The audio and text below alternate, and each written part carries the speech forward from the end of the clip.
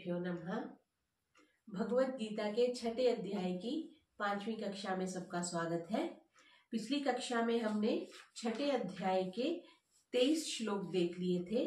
23वें श्लोक में श्री कृष्ण जी महाराज ये बताते हैं कि जो दुख है वो इस संसार से ग्रहण किया हुआ है, वो हमारा अभिन्न अंग नहीं है, और जिस चीज का संयोग होता है उसका वियोग भी होता है।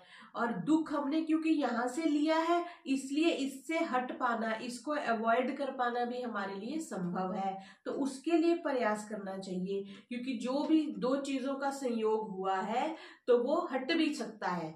तो हम अगर प्रयास करेंगे तो हम दुखों से छूट सकते हैं। ये 23वें श्लोक में उन्होंने कहा था कि जब आप योग करते हो, ध्यान योग करते हो, तो बिना उक्ताई योग करना चाहिए। क्यों? क्योंकि उस जो बिना उक्ताई योग करता है उसके सारे दुखों का नाश हो जाता है।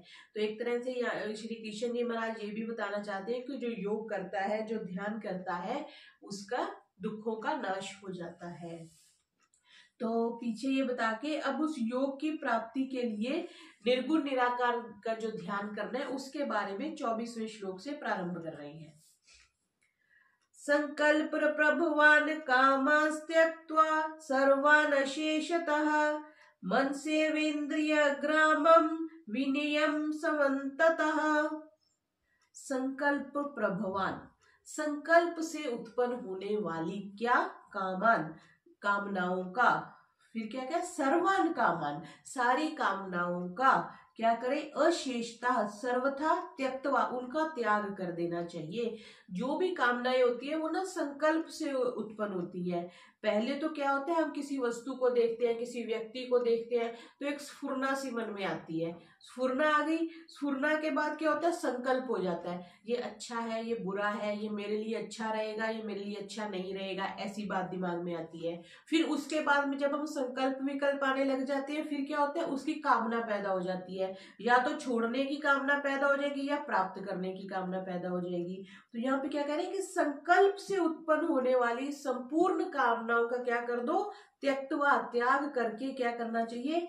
मनसा एव इंद्रियनम, जो अपने मन को मन से और इंद्रियों से क्या? विनियम समन्तता, सब और से इंद्रियों समूह को और मन को हटा करके। ये कंटिन्यूशन में रहेगा, 25वें श्लोक में भी इसके साथ आगे बताएंगे। तो अभी क्या बताया कि संकल्प से उत्पन्न होने वाली सभी कामनाओं को एक तो छोड़ दो। अब संकल्प से उत्पन्न होने वाली कामनाओं को कैसे छोड़ दें? तो धीरे धीरे विषयों का त्याग करना चाहिए। जैसे उस दिन कोई बता रहा था कि जब हम 80 साल के हो गए, 85 साल के हो गए, अभी भी किसी के विवाह में जाने की इच्छा है, वहाँ आइसक्रीम खाने की इच्छा है या डांस देखने की इच्छा है, तो मतलब उस व्यक्ति ने अपनी कामनाओं पे नियंत्रण नहीं किया। पहले क्या होता था, जैसे जैसे लोग वृद्ध होते थे अपनी कुछ कुछ कामनाएं छोड़ते जाते थे। जैसे तैयार होने की, जैसे हमने भी अपने घर में बड़े बुजुर्ग देखे, वो गहरे रंग पहनना छोड़ देते थे, सफेद और लाइट शेड्स पहनना शुरू कर देते थे, मेकअप करना बंद कर देते थे। लेकिन आजकल क्या है कि क्योंकि ना तो वैराग्य है, ना प्रभु प्राप्ति की कोई हमारा संकल्प है, इसलिए वृद्धावस्था में भी सारे वैसे ही जीवन जीते हैं जैसे युवावस्था में जी रहे होते हैं। तो यहाँ पे क्या कह रहे हैं कि अपनी सारी कामनाओं को त्यागना चाहिए। चलो सारी नहीं त्याग सकते, लेकिन कम से कम कुछ काल के बाद हम कुछ चीजें तो त्यागें जितना हमारे लिए संभव है। तो उसके बाद क्या करें? मन और इंद्रियों की समूह से, इंद्रिय समूह को सभी ओर से हटा लेना है। इंद्रियां तो भटकती रहेंगी, तो ये कहना चाह रहे हैं कि अपने संकल्पों से उत्पन्न होने वाली कामनाओं को समाप्त कर दो, और कामनाओं का अशेषता, कामनाओं का सूक्ष्म बीज भी नहीं रहना चाहिए दिमाग में। हमारे दिमाग में हम वस्तु को तो छोड़ देते हैं, क्योंकि छोटा सा बीज भी रह जाता है तो पेड़ बन जाता है। जो बरगद का पेड़ होता है, अगर उसका फल देखा, उसका फल को तोड़े तो उसके अंदर छोटे छोटे छोटे कितने दाने टाइप होते हैं, जैसे खसखस होती है। उस एक खसखस के दाने के समान से भी कितने पेड़ और बन सकते हैं। इसलिए कह रहे हैं कि एक बीज से जैसे मीलों तक जंगल बन सकता है, इसलिए अपनी बीज रूपी कामना का भी त्याग करना चाहिए। फिर जिस इंद्रियों से इन विषयों का भोग होता है उन इंद्रियों को क्या करना है, नियंत्रण में कर लेना है, अपने अपने विषयों से हटा लेना है। पहले कुछ काल के लिए हटाओ, फिर जब ये प्रयत्न हो जाता है तो लंबे काल तक हम भीड़ में रहते हुए भी, समूह में रहते हुए भी हम अपनी इंद्रियों को उन विषयों से हटा सकते हैं। समन्तता, समन्तता मीन्स मन से जो शब्द स्पर्श आदि विषय है उनका भी चिंतन ना हो, सांसारिक मान है, बड़ाई है, प्रशंसा है, उनसे भी कोई भी खिंचाव नहीं होना चाहिए। अब स्फुरना को कैसे समझेंगे? स्फुरना ऐसे होती है जैसे दर्पण के कांच की तरह है। दर्पण के कांच को आप पकड़ तो नहीं सकते, उसमें आपने अपने चेहरा देखा, जैसे ही आपने चेहरा हटाया उसमें से इमेज हट जाएगी। और जो संकल्प होता है वो कैमरे के कांच की तरह होता है, उसने आपको एक बार कैच कर लिया तो बस कर लिया।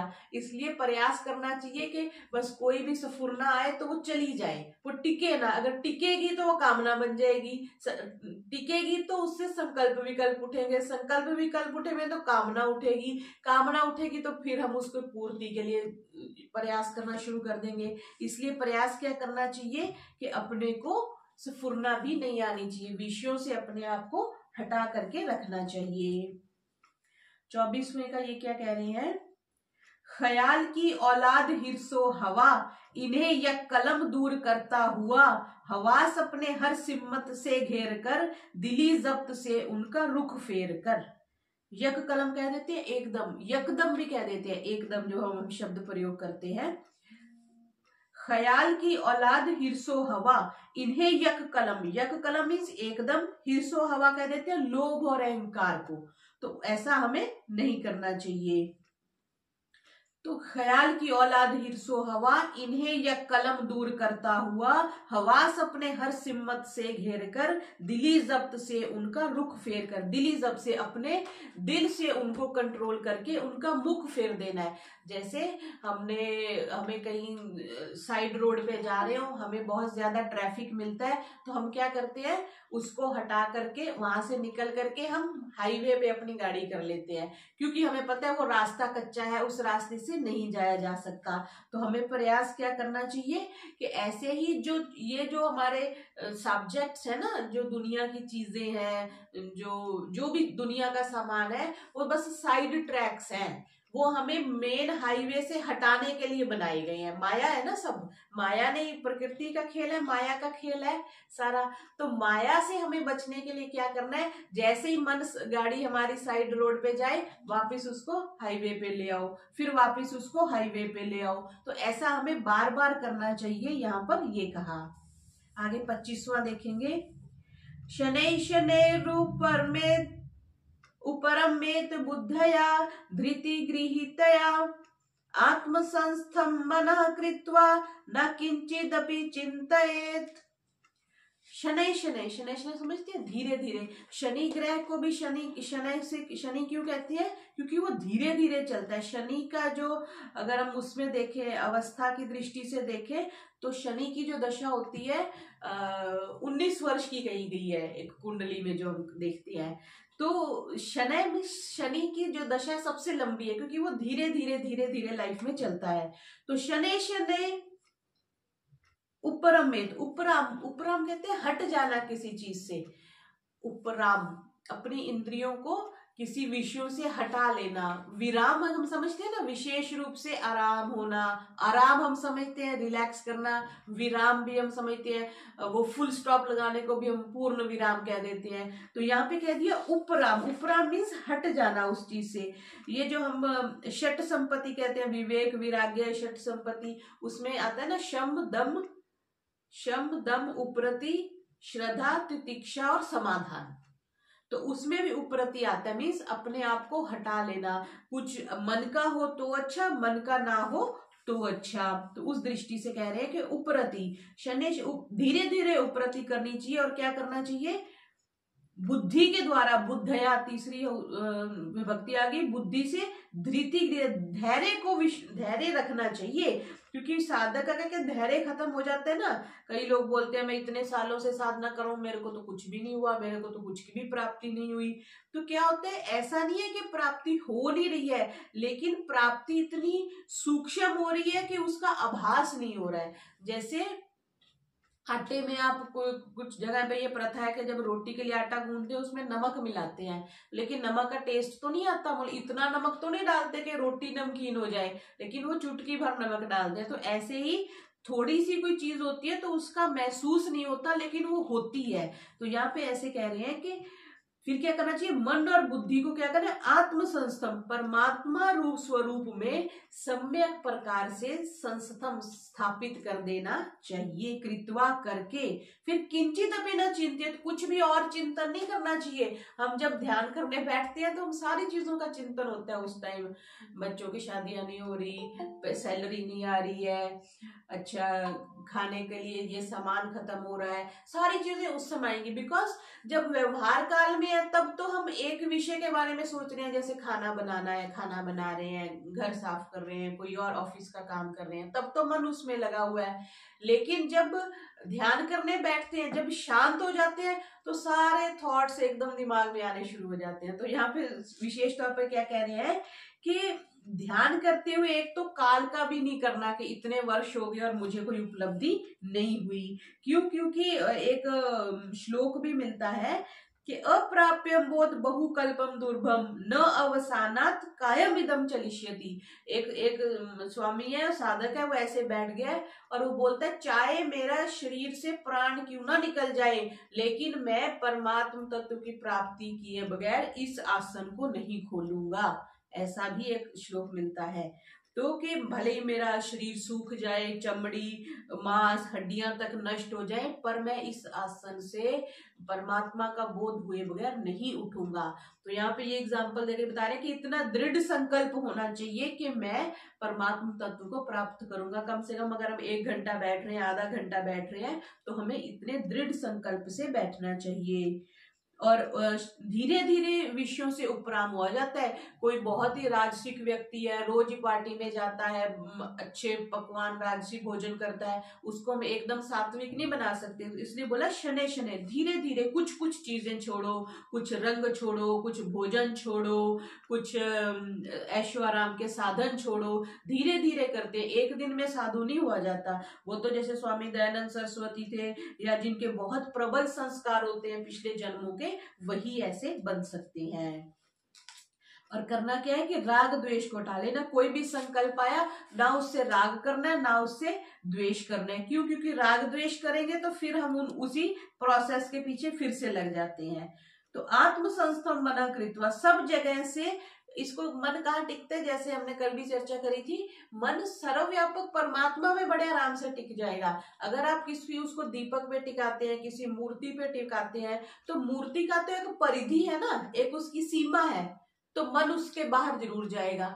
जैसे अगर ध्यान के समय हम एक बार एक परीक्षण करवाते हैं, कई बार परीक्षण ये करवाते हैं, हम बोलते हैं आंखें बंद करके बैठे, आप एक ऐसे बंदर के बारे में मत सोचे जो एक पेड़ से उछल के दूसरे पेड़ पर जा रहा है, और थोड़ी देर बाद आंखें खुलवा के देखते हैं तो सभी के दिमाग में वही पिक्चर आ रही होती है कि एक बंदर एक पेड़ से दूसरे पेड़ पे उछल के जा रहा है। तो मन को आप जिस विषय से रोकोगे ना, वो विषय वो जरूर सोचेगा।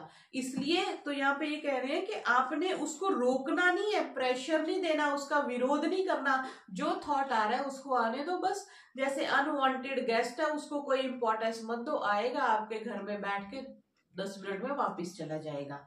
तो इसलिए एक परमात्मा पे जब आप ध्यान लगाते हैं, क्योंकि परमात्मा हर काल में है, हर परिस्थिति में है। आप बेटी के बारे में सोच रहे हैं, उसमें भी परमात्मा है। आप बेटे के बारे में सोच रहे हैं, उसमें भी परमात्मा है। आप जॉब के किसी इश्यू के बारे में सोच रहे हो, परमात्मा उस काल में भी है।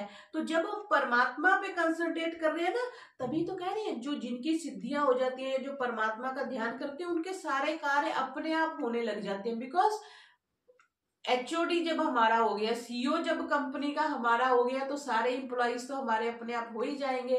तो चाहे वो नवग्रह हैं, चाहे वो दूसरे हैं, वो भी तो परमात्मा के अंडर ही आते हैं, तो वो अपने हमारे अनुकूल बन जाते हैं। न किंचित अभी चिंतित, संसार का चिंतन नहीं करना, ये हमने पहले भी बात करी है। उस समय जब आप भगवान का ध्यान करने बैठे हैं, तब आप सांसारिक संबंधों को, सांसारिक चीजों को नहीं सोचेंगे। तो बुद्धि के द्वारा धीरे धीरे उपराम करना है वस्तुओं को। एक होता है चिंतन हम करते हैं, एक चिंतन होता है। तो शुरू शुरू में तो परमात्मा का चिंतन करना पड़ता है, बाद में परमात्मा का चिंतन हर क्षण होने लग जाता है। जब आप उसको, आपकी आदत पड़ जाती है ना, तभी कहते हैं कि जब तक परमात्मा के चिंतन की आदत ना पड़े तो नाम जप करने का बोलते हैं कि आप लगातार नाम जप करते रहो। तो जब हम नाम जप करते रहोगे तो आपको परमात्मा का स्मरण बना रहेगा, परमात्मा का ध्यान आता रहेगा। अब परमात्मा, क्योंकि हर जगह, अगर आप बर्फ, फ्रिज खाली करते हैं, बर्फ निकालते हैं, पानी की बाल्टी में डाली, तो बर्फ में भी परमात्मा है और पानी में भी परमात्मा है। बस ऐसे ही संसार है, हर चीज में परमात्मा को जब आप सोचने लग जाते हैं तो चिंतन अपने आप उसकी तरफ बढ़ जाता है। तो दो पॉइंट्स यहाँ पे इन्होंने बता दिए, एक तो ये मन को एकाग्र करे, और दूसरा विवेक पूर्वक मन से संबंध विच्छेद करना, मतलब बुद्धि से संकल्प विकल्प ना करने के लिए श्री कृष्ण जी महाराज 25वें श्लोक में कह रहे हैं। जिसे अक्ल पर अपनी हो इख्तियार, वो हासिल करे रफ्ता रफ्ता करार, करे उसका मन आत्मा में कयाम, न उसको ख्याले दुई से हो काम। वो दोबारा ख्याले दुई मतलब दूसरे का कोई ख्याल नहीं करेगा, वो क्या करेगा, रफ्ता रफ्ता धीरे धीरे वो करार को प्राप्त कर लेगा। आगे 26वां देखते हैं। यतो यतो निश्चरति मनश्चंचलम अस्थिरम, ततस्ततो नियम्ये तदात्मन्येव वशम नयेत्। नियम्ये हटा करके, किसको, यतो यतो नहीं, यतो यतो जहां जहां, यत यत तत् वहां, तो यत और तत् दोनों आए, यत यतो पहले में आ गया, दूसरी पंक्ति में तत् आ गया। तो जहां जहां निश्चरती, जहां जहां विचरण करता है, कौन विचरण कौन करता है जी, मन करता है। हम तो स्थिर होकर बैठ गए हैं ध्यान करने के लिए। यता यता निश्चरती, जहां जहां वो विचरण करता है, मन, मन के बारे में कह रहे हैं। चंचलम अस्थिरम, मन तो चंचल है ना, ये तो हम अच्छे से समझ ही रहे हैं कि मन चंचल है और वो अस्थिर है, टिकता नहीं है एक जगह पे, एक क्षण दूसरे से तीसरे पलटता रहता है। तथा तथा वहां वहां से नियम में उसको हटा के, नियमन करना कहते हैं कंट्रोल करना। ये आर्य समाज के 10 नियम हैं, इनको फॉलो करना चाहिए, इस संस्था के ये नियम है, इनको फॉलो करना चाहिए। तो यहाँ कह रहे हैं कि मन को नियमन करके, मन को नियम करके, हटा करके, एतत् आत्मनि एव वशम, उसको एक परमात्मा में नयेत लगाना चाहिए। उसको हर जगह से बार बार हटा करके एक ही जगह पे लगाना चाहिए। जैसे खूंटे से अगर आप किसी गाय को बांध दो ना, तो वो थोड़ी सी दूर जाएगी, फिर वापस आ जाएगी, थोड़ी सी दूर जाएगी, जितनी उसकी गले की रस्सी है उतनी दूर ही जाएगी। तो ऐसे कह रहे हैं कि आप अपने आप को ऐसे एग्जाम्पल के लिए कि अपने आप को ऐसे सोचो कि आप परमात्मा रूपी खूंटे से बंधे हुए हो।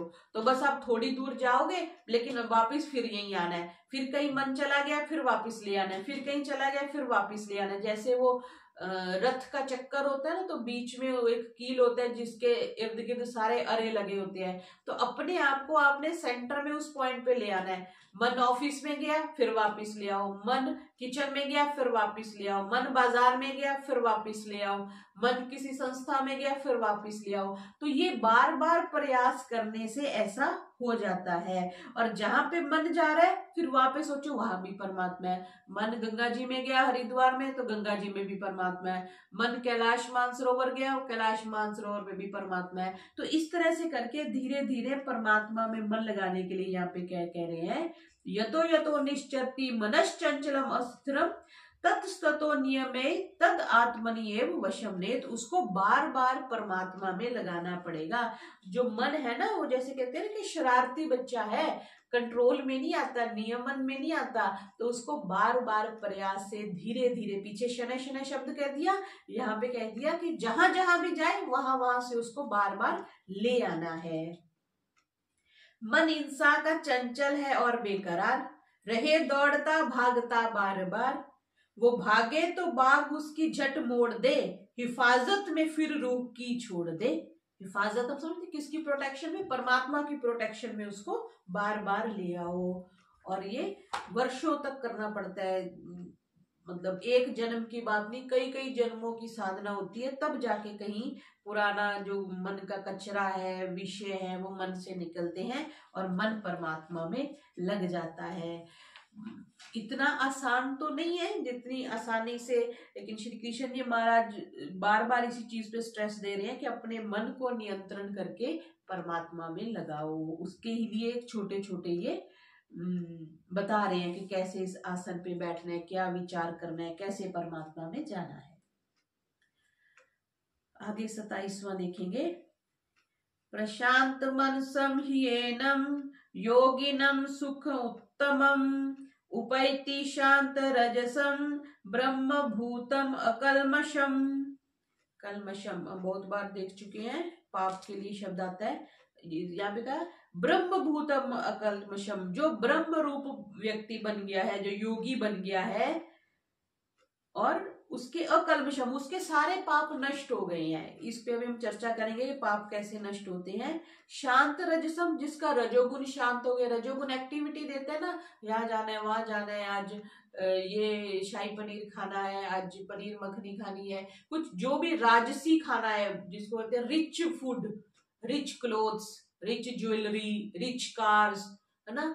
कुछ लोग होते हैं वो कार ही बदलते रहते हैं, मतलब हर 6 महीने साल में का गाड़ी बदल लेंगे, तो वो राजसिक प्रवृत्ति है कि नया मॉडल आया, नई ब्रांड के कपड़े पहनने हैं, ये चीज लेनी है, परफ्यूम्स लेने हैं, तो ये राजसिक लोग होते हैं। तामसी लोग होते हैं आलसी हैं, बस जैसा घर है ठीक है, साफ कर दिया ठीक है, नहीं तो बैठे हैं, आलस्य भरा रहता है उसमें। प्रशांत मनसम, जिसका मन सर्वथा शांत हो गया है।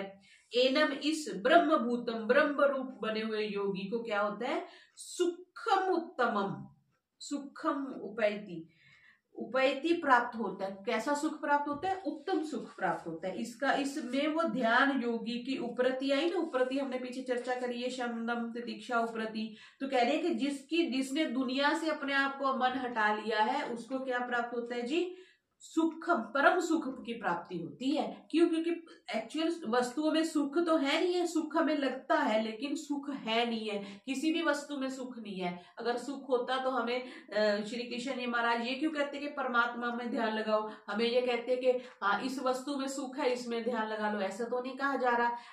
श्री कृष्ण जी महाराज योगी राज है ना, तो वो जब कह रहे हैं कि इस दुनिया की किसी भी वस्तु में सुख नहीं है, इससे हटके परमात्मा में लगाओ, तो हमें इस चीज को मान लेना चाहिए। और कह रहे हैं कि जिसके संपूर्ण पाप नष्ट हो गए हैं, मीन्स तमोगुण का अप्रकाश, अप्रवृत्ति, प्रमाद और मोह है, ये सब वृत्तियां नष्ट हो गई है, उस योगी के लिए अकल्मषम शब्द का प्रयोग किया है। और जिसके रजोगुण भी शांत हो गए हैं, मतलब नए नए कामों में लगना, आज ये प्रोजेक्ट है, कल वो प्रोजेक्ट है, आज इस कंट्री में जाना है, कल उस कंट्री में जाना है, तो अशांति, स्पृहा जिसको कहा गया है, जिसकी ये राजसी प्रवृत्तियां भी शांत हो गई है, फिर उसका सतोगुण का उभार होता है।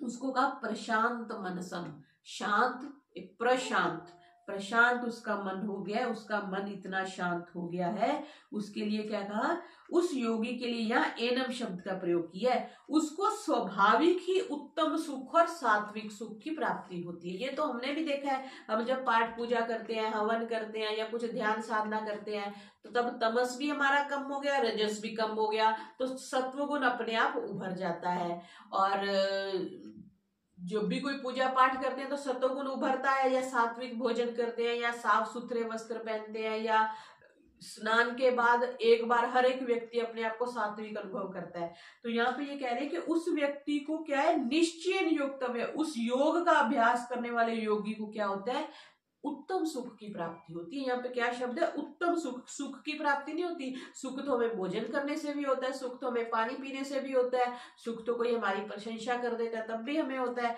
लेकिन यहाँ पे कह रहे हैं उत्तम सुख की प्राप्ति होती है। और जो योगी सबसे उपराम हो गया, सारी चीजों से जिसने मन को हटा लिया है, उसको उत्तम सुख की खोज करनी नहीं पड़ती, उसको स्वतः ही मिल जाता है। जैसे आपको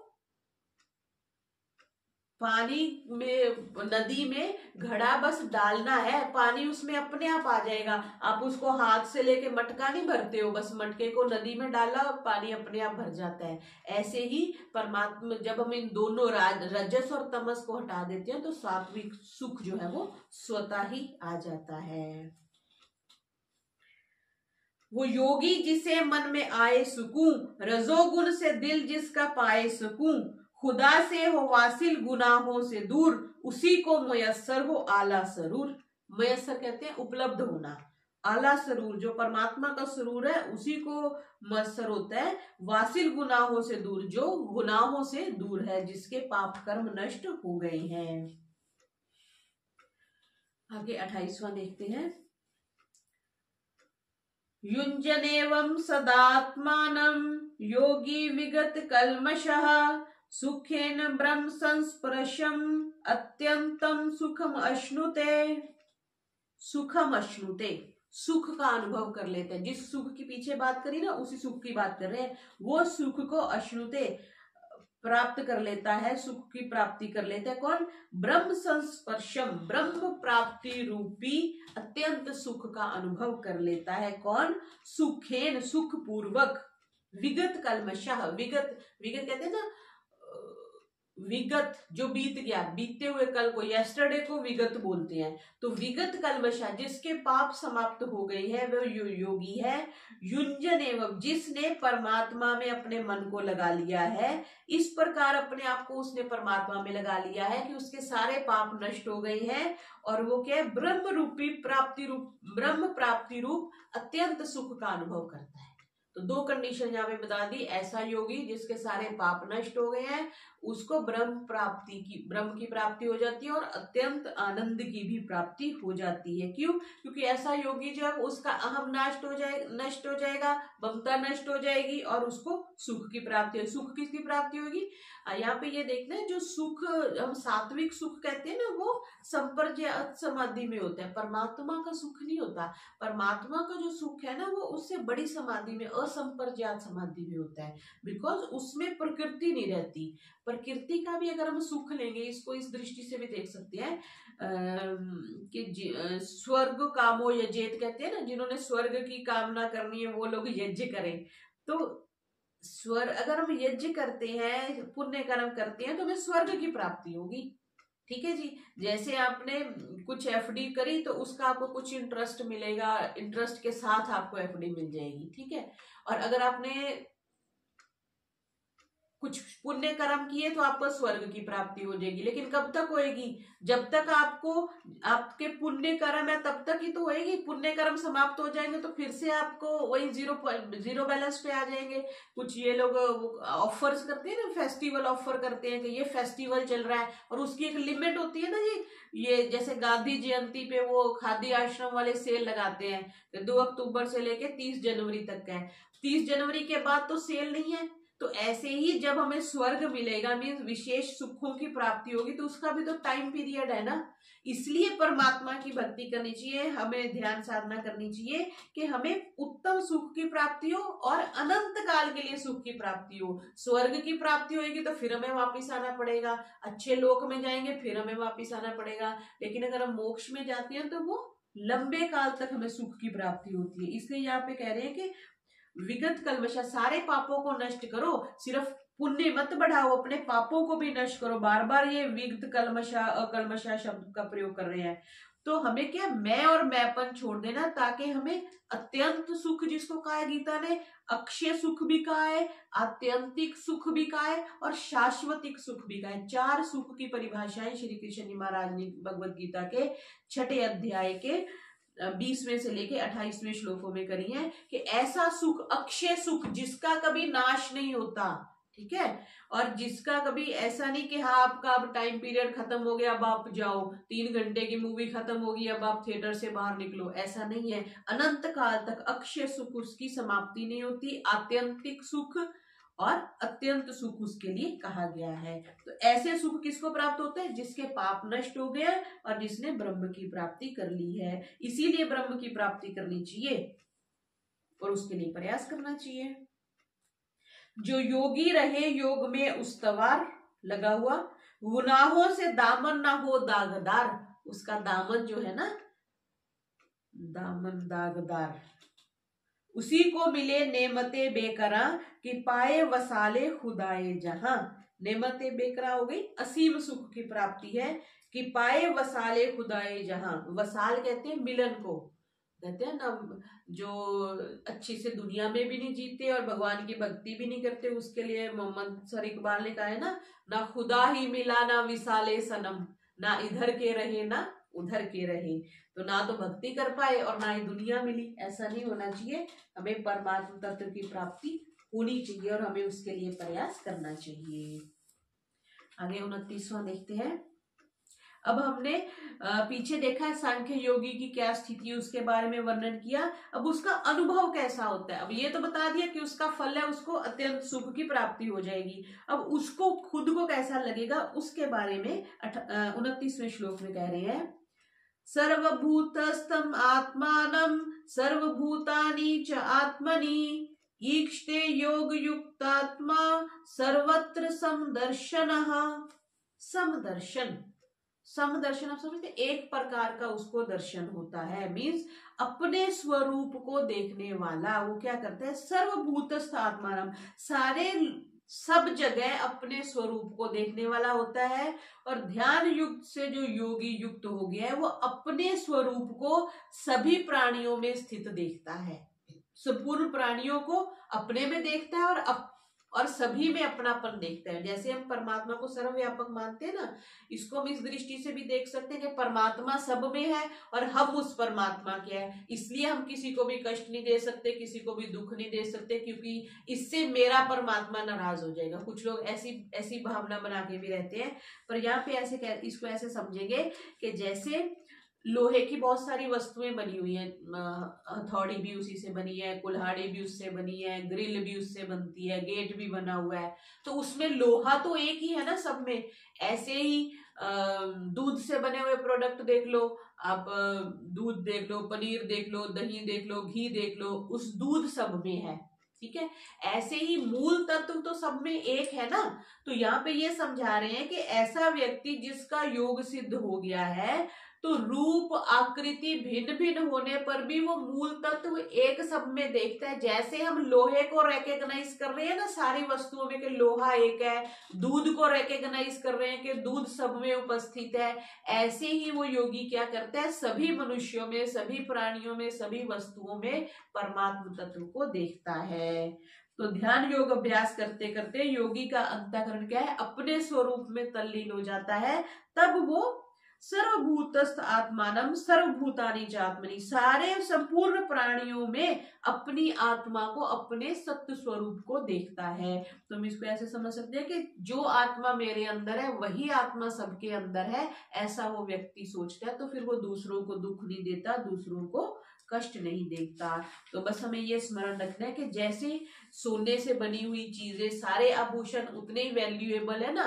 हमें अगर किसी का ज्वेलरी का कोई डिजाइन पसंद नहीं आता या कुछ नहीं आता, तो हमें बड़े लोग ये कहते हैं ना, रख लो, है तो सोने की ना, मतलब मूल्यवान तो है। ऐसे ही हर एक व्यक्ति दुनिया में, हर एक प्राणी हमारे लिए मूल्यवान है। ऐसा योगी तब समझने लग जाता है जब उसकी समाधि लग जाती है। अगर योग में नफस शरशार है तो फिर ये हकीकत नमूदार है। नमूदार हो गया प्रगट, ये हकीकत उसको प्रकट हो जाती है कि हर शय में है आत्मा की नमूद, हर शय में आत्मा उपस्थित है, कि हर शय में है आत्मा की नमूद, तो हर शय का है आत्मा में वजूद, और सभी जो आत्माएं हैं उसमें अस्तित्व रखती हैं, मतलब अपनेपन का उसको एहसास हो जाता है। इसलिए जो योगी होते हैं, कोई उनके साथ बुरा भी करता है ना तो बुरा नहीं करते। जैसे वो स्वामी दयानंद सरस्वती जी जब गंगा से स्नान करके आते थे, तो उनकी झोपड़ी से कुछ पहले एक व्यक्ति रहता था, वो रोज गाली देता था स्वामी जी को। स्वामी जी क्योंकि मूर्ति पूजा के अच्छे से व्याख्या करते थे और वैसे भी वो स्वामी जी से द्वेष करता था, तो रोज गाली देता था। तो एक दिन स्वामी जी को कोई, स्वामी दयानंद सरस्वती जी को कोई टोकरी दे गया फलों की, तो स्वामी जी ने उसको भिजवा दी। तो वो बड़ा हैरान हुआ कि मैं तो रोज इनको गाली देता हूँ और ये मेरे को फल भिजवा रहे हैं। तो स्वामी जी के पास आया, तो स्वामी जी ने कहा कि आप रोज मेरे को गाली देते हो, उसमें कितनी ऊर्जा प्रयोग होती है, तो इसलिए मैंने आपको दिया कि आप लो, ताकि आगे से गाली देते हो, तो इसलिए। तो वो व्यक्ति ऐसे, जो व्यक्ति साधक होता है, जो योगी होता है ना, वो अपने से अपना गलत करने वाले के प्रति भी ममत्व रखता है, उसके प्रति। क्यों? क्योंकि वो भी तो मेरे परमात्मा का बनाया हुआ है। जैसे हमें लोहे से प्रेम है, तो लोहे की कुल्हाड़ी से भी है, और लोहे के गेट से भी है, और लोहे के ग्रिल से भी है। तो इस तरह से जो योगी है वो सब में आत्म तत्व को देखता है। तो अब 30वें श्लोक में क्या कह रही है, उससे संबंधित ही है। यो माम पश्यति सर्वत्र सर्वं च मयि पश्यति तस्याहं न प्रणश्यामि स च मे न प्रणश्यति। बहुत प्रसिद्ध श्लोक है ये। सर्वं च मयि पश्यति, मुझ में सबको देखता है। तस्य अहम न प्रणश्यामि, उससे मैं कभी अदृश्य नहीं होता, और वह मेरे लिए अदृश्य नहीं होता। जब दोनों एक ही हो गए तो दोनों अलग अलग तो नहीं रहे। वो उससे छुपता नहीं है, वो उससे छुपता नहीं। अभी परमात्मा हमसे छुपा हुआ है ना, अभी तो आवरण है, हमारी आंखों के आगे आवरण है, हमें परमात्मा दिखता नहीं है। हमें इतना थ्योरेटिकली हमें पता है, लेकिन प्रैक्टिकली हमें नहीं पता परमात्मा है, क्योंकि हमने अनुभव नहीं किया। तो कह रहे हैं कि जो सब में मुझे देखता है और मुझ में सबको देखता है, उसके लिए मैं कभी अदृश्य नहीं होता। क्यों? क्योंकि ना वो मेरे लिए अदृश्य होते हैं, ना मैं उसके लिए। क्योंकि परमात्मा तत्व से जब वो एक हो गया, और परमात्मा सब जगह है, और सारी वस्तुएं परमात्मा की बनाई हुई है, तो वो सब में सबको देखता है। तो इसमें ऐसे भी देखते हैं कि फिर वो कभी द्वेष नहीं कर सकता। जैसे एक बार कृष्ण जी गाय चराने जाते थे ना, तो कुछ गायें क्या करती थी, अलग रखा, तो गाय भाग के आई अपने बछड़ों को दूध पिलाने के लिए। तो बलराम जी बड़े मतलब उनको गुस्सा आ रहा था गायों पे। तब उन्होंने एकदम से देखा कि सारी गायें उनको, मतलब गायों में उनको उसी परमात्मा तत्व की एक छवि दिखाई दी, तो उनका गुस्सा शांत हो गया। तो इस तरह जो भी वस्तु है, जब हम परमात्मा से जुड़ जाते हैं ना, तो हमें हर वस्तु परमात्ममय लगने लग जाती है। यहाँ पे मई शब्द का आ गया ना प्रयोग, सर्वम च मयि पश्यति। जो भक्त देश काल और वस्तु परिस्थिति आदि को मेरे अंतर्गत समझता है, परमात्मा हर परिस्थिति में, हर वस्तु में, हर परिस्थिति के साथ हर काल में भी है, तो हम उससे भिन्न है ही नहीं है। ऐसा गीता का जब उपदेश करते हैं, तो अर्जुन को श्री कृष्ण जी महाराज अपना विश्व रूप भी तो दिखाते हैं। तो विश्व रूप में भी ये भी एक सिद्धि होती है, जो 8 सिद्धियां योग दर्शन में बताई गई है ना, उसमें एक सिद्धि है। तो उसमें श्री कृष्ण जी अपना विशाल रूप जब अर्जुन को दिखाते हैं, तो उससे संबंधित ये श्लोक है कि सर्वम च मयि पश्यति यो माम पश्यति सर्वत्र, जो मुझे हर जगह देखता है। तत्र एकस्थम जगत कृष्णम पर विभक्त मने, कथा पीछे आया था। तो तस्याहं न प्रणश्यामि, उससे मैं छुपता नहीं हूं, क्योंकि छुपने का कोई सवाल ही नहीं है। छुपते हम किससे हैं? जिससे हम दूर होते हैं, या कोई दूसरा व्यक्ति होता है। जब वो एक ही हो गया परमात्मा के साथ, सब कुछ जब परमात्मा को ही उसने देख लिया, तो परमात्मा कहते हैं कि मैं उससे छुपता नहीं हूं। ना अयम प्रकाश सर्वस्य, जैसे सूर्य है, सूर्य के प्रकाश से तो सब कुछ उत्पन्न हुआ है, सूर्य की तेज ही हर एक चीज में है। तो अगर हम कह दें कि वस्तु तो हमें दिखाई कब देती है? जब प्रकाश होता है। और ये प्रकाश में भी ऊर्जा सूर्य की, अगर हम सोलर सिस्टम भी आजकल देखते हैं, तो सूर्य की ऊर्जा आएगी, ऊर्जा से हमारा वो सोलर चल रहा है। तो जो भी ऊर्जा का स्रोत है इस ब्रह्मांड में, वो सूर्य है। तो इस तरह से जब सूर्य हर जगह है, तो हर वस्तु में हम सूर्य के भाव को देख सकते हैं, प्रकाश को, ऊर्जा को, एनर्जी को हम देख सकते हैं। ऐसे ही परमात्मा की जो एनर्जी है वो सारी वस्तुओं में है, और सब जगह वो उपस्थित है। इसलिए सर्वव्यापक के सिद्धांत को बहुत बल दिया गया है। तो इस श्लोक से भी सर्वत्र से हम सर्वव्यापक ईश्वर का अनुमोदन देख सकते हैं। 30वें श्लोक को क्या कह रहे हैं? जो हर सिम्मत पाता है मेरा ही नूर, मुझी में जो हर शय को देखे जहूर, कभी मुझसे मुंह मोड़ सकता नहीं, कभी मैं उसे छोड़ सकता नहीं। तो परमात्मा जब एक बार किसी की बाजू पकड़ लेते हैं, तो वो उसको छोड़ते नहीं है। दुनिया के लोग तो छोड़ देते हैं ना, आपके पास पैसे खत्म हो गए, आपके रिटायर हो गए, तो कोई भी एम्प्लॉय आपके पास नहीं आता, कोई आपका हेल्प नहीं करता, बिकॉज आप उनके काम के नहीं रहे। लेकिन परमात्मा किसी का भी साथ किसी भी परिस्थिति में छोड़ता नहीं है तुम्हें, इसलिए उसकी जो एवरग्रीन फ्रेंडशिप है, एवरग्रीन जो उसका साथ है, उसके लिए प्रयास करना चाहिए, जो हर काल में हर परिस्थिति में हमारा साथ देता है। तो आज हमने छठे अध्याय के 24वें से 30वें श्लोक को देखा।